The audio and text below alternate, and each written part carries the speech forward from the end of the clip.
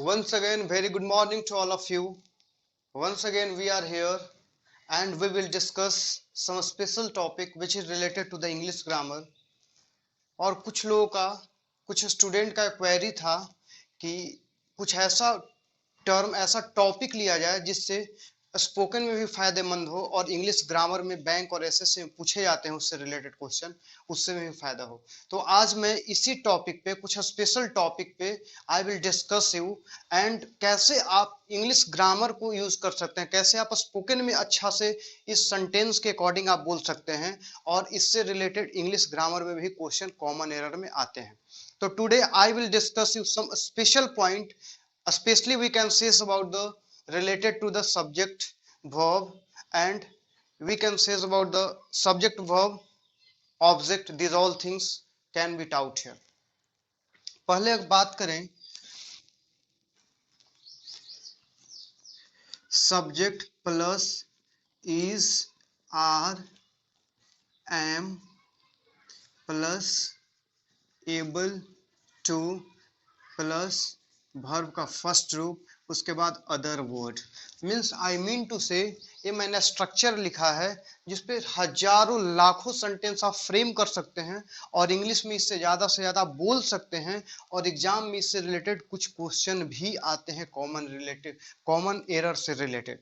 अगर बात करें कि सब्जेक्ट कहते किसको हैं, तो सब्जेक्ट की बात करें तो सब्जेक्ट का मतलब, subject is known as a doer of the sentence, means active word which is used in the sentence is known to be the subject. Subject दो हो सकता है, या तो नाउन हो सकता है या प्रोनाउन हो सकता है। अगर मैं बात करूं सब्जेक्ट, यहाँ आई हो सकता है, वी हो सकता है, यू हो सकता है, ही हो सकता है, सी हो सकता है, इट हो सकता है और दे हो सकता है, या कोई नेम हो सकता है, नेम जैसे राम, सीता, etc। ये सब आपका सब्जेक्ट का फॉर्मेट हो सकता है।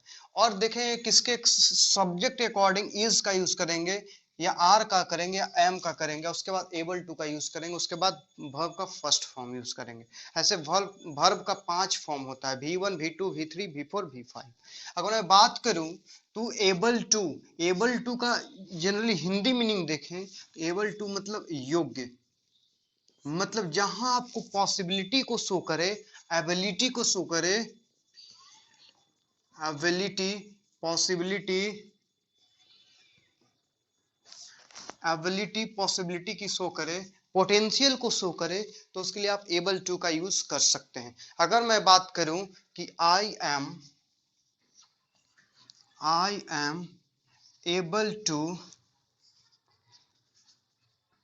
Speak English, means what does it mean, I am able to speak English. आई आपका क्या सब्जेक्ट है, सब्जेक्ट में प्रोनाउन है आपका, आई के अकॉर्डिंग आप आई के साथ एम यूज करते हैं। एबल टू के बाद हमेशा वर्ब का कौन रूप, फर्स्ट फॉर्म का यूज करते हैं, और उसके बाद जो इंग्लिश है अदर वर्ड्स के रूप में।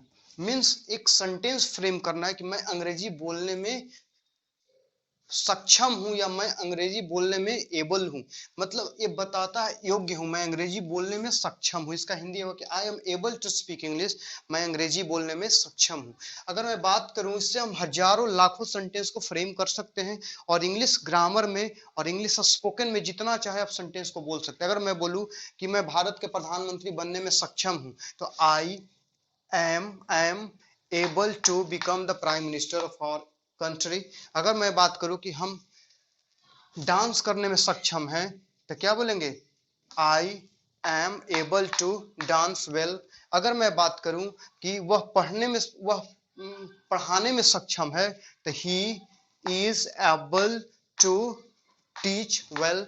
अगर मैं बात करूं थोड़ा सा और डीप में इसको जानने की कोशिश करूं, आई के साथ यूज होता है एम, वी के साथ यूज होता है आर, यू के साथ यूज होता है आर, ही के साथ यूज होता है ई, इज, सी के साथ यूज होता है इज, इट के साथ यूज होता है इज, दे के साथ यूज होता है आर। आई होप शो आप लोग जानते होंगे। और कोई भी नेम के लिए भी आप इज का प्रयोग करेंगे। मतलब according to the subject we must identify where we can use helping verb is or am। अगर मैं बात करूं मैं खाना बनाने में सक्षम हूं तो I am able to cook food. अगर मैं बोलूं कोई भी सेंटेंस है, हजारों, तुम रोज स्कूल जाने में सक्षम हो, you are able to go to daily class. अगर मैं बोलूं इससे और जितना चाहे जितना सेंटेंस बनाना चाहे आप इजिली वे में बना सकते हैं और इससे अच्छा अंग्रेजी बोल भी सकते हैं और इससे रिलेटेड क्वेश्चन एग्जाम में भी एरर आता है। अगर मैं बात करूं बैंक या एसएससी में क्लोज टेस्ट में कभी कभी इससे रिलेटेड, इस कॉन्सेप्ट पे रिलेटेड आपका क्वेश्चन भी आता है। अगर मैं बात करूं एबल टू के बाद हमेशा वर्ब का फर्स्ट फॉर्म आता है और एग्जाम में क्या देगा, V1 की जगह V2, V3, V4 या V5 दे देगा।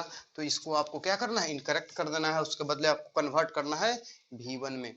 सो आई मीन टू से इस कॉन्सेप्ट पे, इस टॉपिक पे आप हजारों सेंटेंस फ्रेम कर सकते हैं। इससे आप अच्छी इंग्लिश भी बोल सकते हैं और इंग्लिश ग्रामर में भी अगर कॉमन एरर एबल टू से अगर आता है तो उससे रिलेटेड आप ग्रामर भी सॉल्व इजी वे में, इजी मेथड में कर सकते हैं। अगर मैं बोलूं कि मैं डांस करने में सक्षम हूं, I am able to dance well. तुम खाना बनाने में सक्षम हो, you are able to cook food.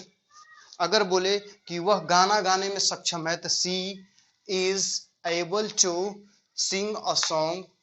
वे लोग पढ़ाई करने में सक्षम है या वे लोग सुबह सुबह टहलने में सक्षम हैं तो they are able to walk in the morning. अगर मैं बात करूं कि हम लोग स्कूल जाने में सक्षम हैं तो we are able to go to daily school. अगर मैं बोलूं कि मैं कुछ भी, एनीथिंग, इससे आप जितना चाहे सेंटेंस फ्रेम कर सकते हैं। अगर हम बोले कि हम पढ़ क्लास में टॉप करने में सक्षम हैं तो I am able to get a good marks in my school. मैं जॉब लेने में सक्षम हूं, I am able to get a job. ठीक है, तो इससे आप सेंटेंस बहुत सारे बना सकते हैं। एबल टू का हमेशा आपको एबल टू का यूज करना है, आपको एबिलिटी को शो करना है, पॉसिबिलिटी को शो करने के लिए। इसका मतलब हिंदी मीनिंग होता है योग्य। जहां भी आपको एबिलिटी, योग की बात करें तो उसके साथ हमेशा एबल टू का यूज करेंगे और टू के बाद हमेशा हमेशा पूरी इंग्लिश में वर्ब का फर्स्ट फॉर्म यूज होगा।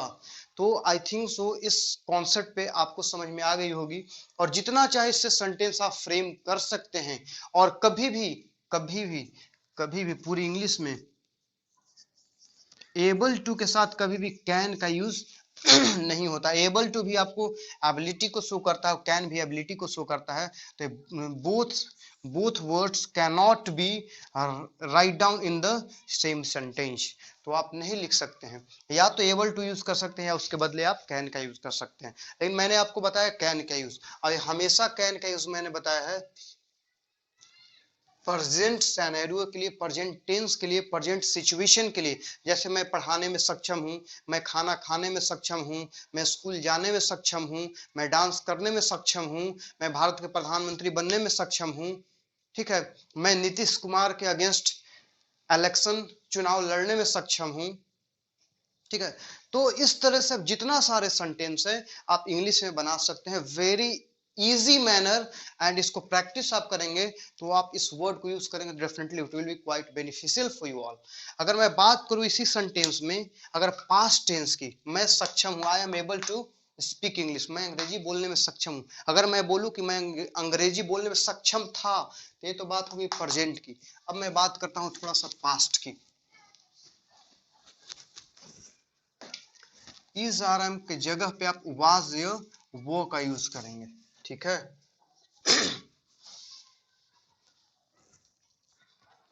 और एम के जगह, आर के जगह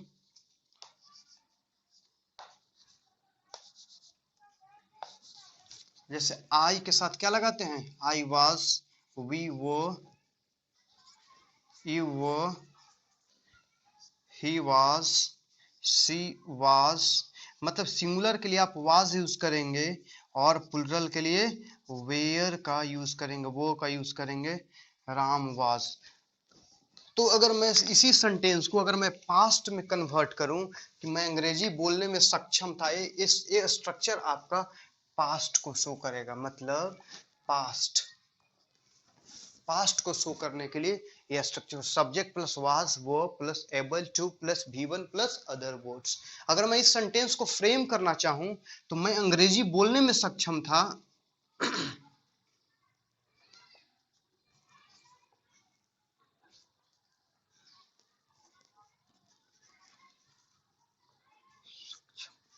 या मैं अंग्रेजी बोलने में सक्षम था, तो इस सेंटेंस को आप बनाएंगे कि आई के साथ क्या यूज करते हैं, I was able to speak English. इसी सेंटेंस में इंग्लिश के पहले आर्टिकल द का यूज होगा या नहीं होगा। तो हम कभी भी इंग्लिश अगर सब्जेक्ट के रूप में यूज हो तो इसके पहले कोई भी आर्टिकल का प्रयोग नहीं होगा। We never use any article before the subject name. जैसे इंग्लिश आपका सब्जेक्ट है तो सब्जेक्ट के पहले कभी भी आर्टिकल का यूज नहीं किया जाता है, द का यूज नहीं किया जाता है।